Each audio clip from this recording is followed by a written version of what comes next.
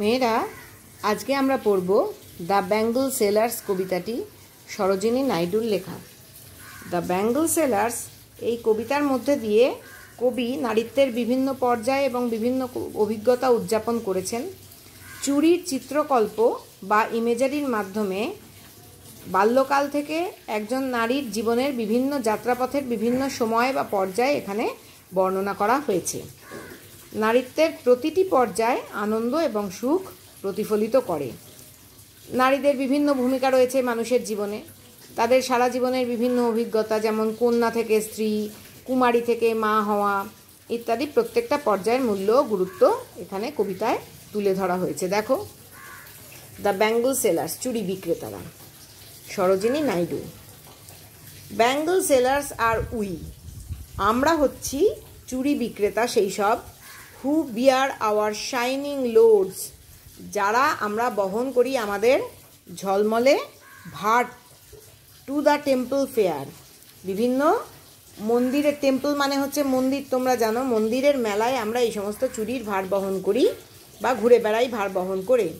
Who will buy this delicate bright rainbow tinted circles of light, কারা কিনবে এই সমস্ত ডেলিকেট বা কোমল, ব্রাইট উজ্জ্বল, রেইনবো টিন্টেড রামধনুর রঙের রঞ্জিত আলোর গোলাকার জিনিস, অর্থাৎ আলোর যে গোলাকার চুড়ি বা আলোর বলয়, এখানে বলয় বোঝানো হচ্ছে, সার্কলস মানে বলয়, আলোর বলয়গুলি কারা কিনবে? লাস্ট্রাস টোকেন্স অফ র্যাডিয়েন্ট লাইভস, উজ্জ্বল চিহ্ন এগুলি কিসের? না, আনন্দময় জীবনের, আনন্দময় জীবনের, মেয়েদের আনন্দময় জীবনের উজ্জ্বল চিহ্ন এগুলি। For happy daughters and happy wives, সুখী কন্যা এবং সুখী স্ত্রীদের জন্য এই চুড়িগুলি নির্মিত হয়েছে, বা সুখী বধূদের জন্য বা বউদের জন্য এই চুড়িগুলি নির্মিত হয়েছে।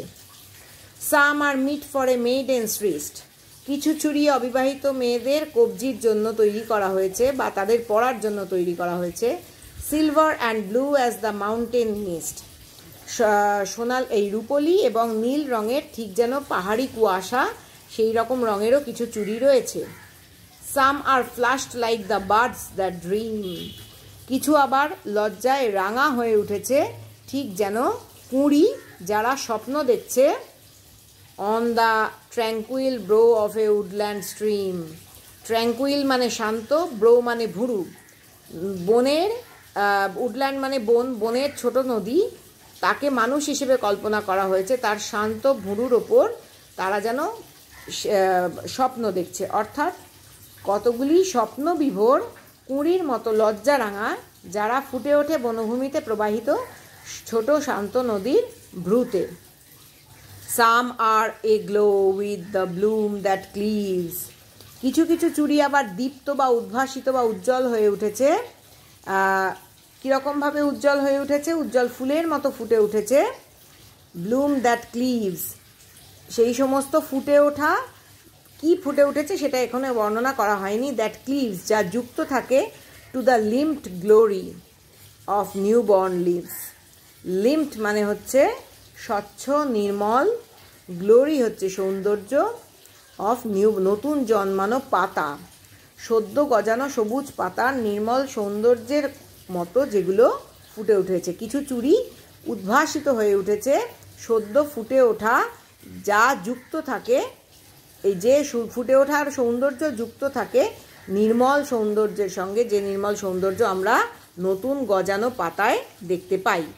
অর্থাৎ এখানে অনেকগুলো ধরনের জীবনের স্তরের কথা উল্লেখ করা হয়েছে এবং সুন্দর চুড়ির বর্ণনা দেওয়া হয়েছে।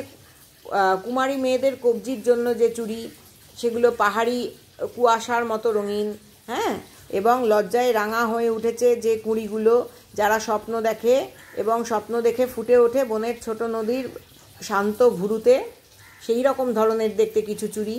কিছু চুড়ি আবার উদ্ভাসিত দীপ্ত উজ্জ্বল চুড়ি, যেগুলো ফুটে উঠেছে, যে সৌন্দর্য ফুটে উঠেছে সদ্য গজানো নতুন পাতার, যা যুক্ত থাকে গাছের সঙ্গে এবং তার স্বচ্ছ নির্মল সৌন্দর্য এখানে চুড়ির মধ্যে দিয়ে ফুটে উঠেছে। অর্থাৎ চুড়িগুলো এই রকম ধরনের সুন্দর। তাহলে দেখতেই পাচ্ছ এখানে অসংখ্য ইমেজারি বা চিত্রকল্প বা ভাষা দিয়ে ছবি আঁকা হয়েছে চুড়িগুলো কেমন দেখতে, সেই বর্ণনাই আমরা ফার্স্ট দুটো স্ট্যান্জায় দেখতে পেলাম।